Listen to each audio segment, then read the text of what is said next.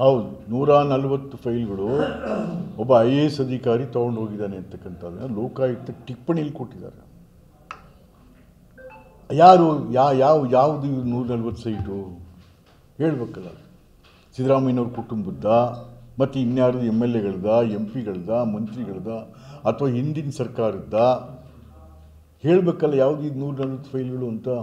ಯಾಕೆಂದರೆ ಈಗ ಬರ್ತಾ ಇರೋದು 140 ಫೈಲು ಸೂಟಾಕ್ಬಿಟ್ಟಿದ್ದಾರೆ ಈಗಾಗಲೇ ಅಂತ. ಅವನೇನು ಮಾಡ್ತಾವೆ UD minister first he must be arrested. ಭಾಳ ದಾಂಧಲೆ ಮಾಡಿಬಿಟ್ಟು ಹುಟ್ಟೋದ ಇಲ್ಲಿ ಬಂದು ಅಂತ ಕಡೆ ಸಿಕ್ಕಿದವರು ಸೈಟ್ ಕೊಡಿಸಿ 50-50ನಲ್ಲಿ 50-50ನಲ್ಲಿ ಸಿಕ್ಕಿದವ್ರಿಗೆ ಸೈಟು, ಇವನು ಹೇಳಿದವ್ರಿಗೆಲ್ಲ ಸೈಟು 100 ಕೋಟಿ 1000 ಕೋಟಿ ಬಾಚ್ಕೊಂಡು ಹೋದ ಇಲ್ಲಿಂದ. ನಮ್ಮ ಮೇಲೆ ಕೋರ್ಟಲ್ಲಿ ಬರೀ ತಂದಿದ್ದ ನನ್ನ ಬಗ್ಗೆ ಮಾತಾಡೋಕೆ ಕೂಡಿದ್ರು ನೀವು ಅಂತ. ಹಾಗಾದರೆ ಕೋರ್ಟು ಒಬ್ಬ ವ್ಯಕ್ತಿಯ ವಾಕ್ ಸ್ವಾತಂತ್ರ್ಯವನ್ನು ಕಳಿಸ್ಕೊತೀರೇನು?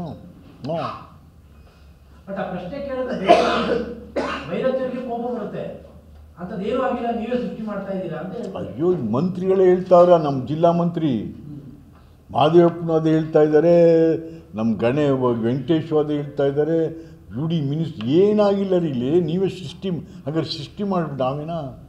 ಹಾಗಾದ್ರೆ ಹೈಕೋರ್ಟು ಅಲ್ಲಿ ಜಡ್ಜ್ಮೆಂಟ್ ಬಂದಿಲ್ಲ, ಸೃಷ್ಟಿನ ಅದು? ಅದೇ ಒಂದು ಹೈಕೋರ್ಟು ಜಡ್ಜ್ಮೆಂಟ್ ಕೊಟ್ಟಿದ್ದಾರೆ. ನಾಗಪ್ರಸನ್ನ ಎಂಥ ಜಡ್ಜ್ಮೆಂಟ್ ಕೊಟ್ಟಿದ್ದಾರೆ.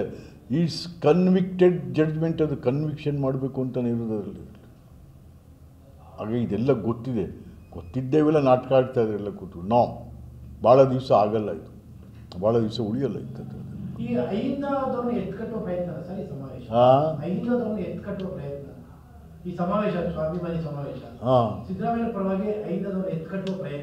ಅಷ್ಟೇ, ಇಲ್ಲಿ ಏನಿಲ್ಲ ರೀ. ಸುಮ್ಮನೆ ಜನನ ಯಾಕೆ ದಿಕ್ಕು ತಪ್ಪಿಸೋದು, ಅವ್ರ ಮೇಲಿರೋ ಆಪಾದನೆಗಳೆಲ್ಲ ಸುಳ್ಳು ಅಂತ ಹೇಳ್ತಾರಲ್ಲಿ.